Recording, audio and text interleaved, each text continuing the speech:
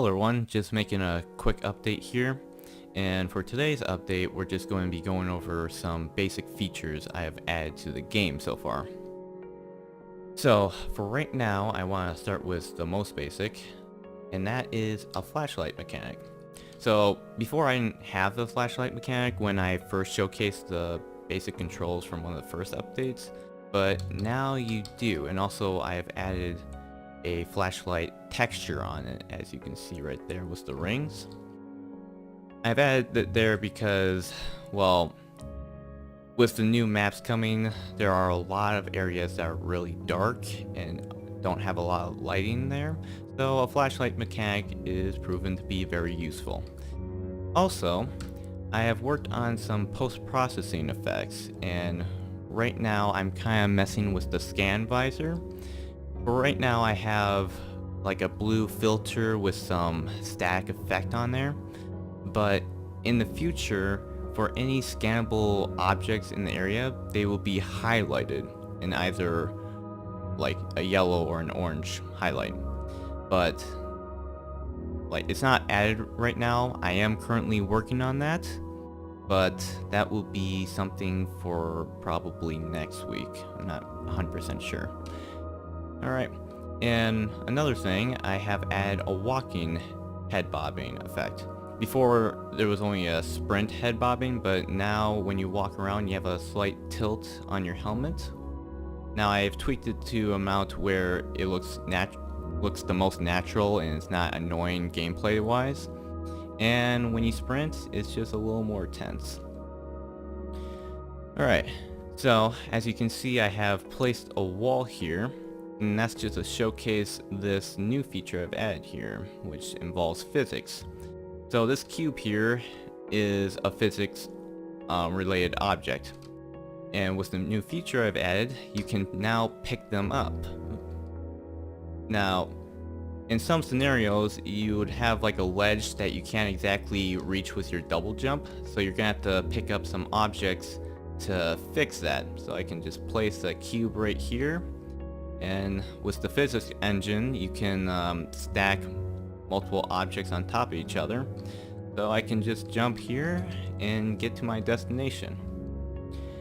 Now on top of grabbing and dropping objects, you can also grab and chuck them and throw them around. Now, for right now, there isn't a real use to this other than just throwing them a far distance. But in the future, I will be implementing a special collision on any physics-related object, and if you threw them at, say, an enemy, it'll deal a great amount of damage to them, depending on what type of enemy you're throwing it at. Alright, so let's get up here. And as you can see, we got some pickups. Now, these are health pickups, and that one over there is for missiles, which I'll be getting to later. So I just gave them different colors so I know which ones are which. So the green ones will heal you up 10, the light blue is 25, the dark blue is 50, and the violet color is for 100. So let me just damage myself here a little bit. Okay, so as you can see, it's healing me up a little. This one should be 25, 50, and 100. But let me just start this over real quick. So I'll just damage myself a little on the shield health bar, and as you can see I picked it up, but it didn't really heal me. That's because this only heals the actual health bar, which is the green bar.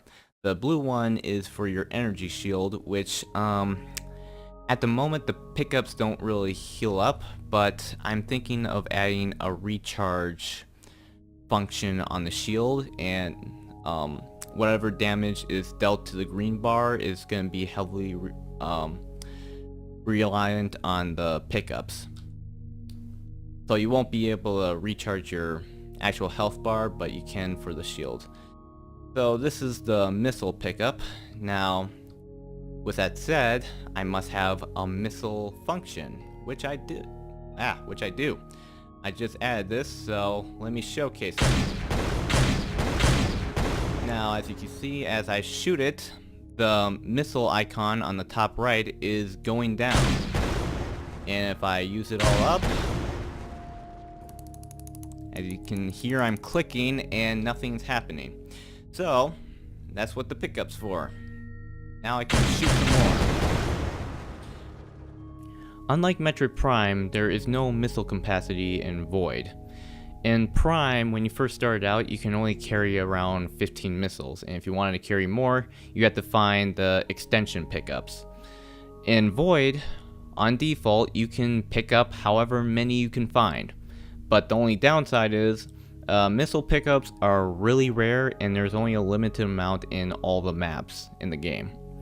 So with that said, it's in your best interest not just to waste it on common enemies, because missiles are really useful for boss fights and also for opening up new areas that you wouldn't be able to reach if you didn't have them. Like there would be certain destructible walls that you wouldn't be able to go through, or even a protective door, for example.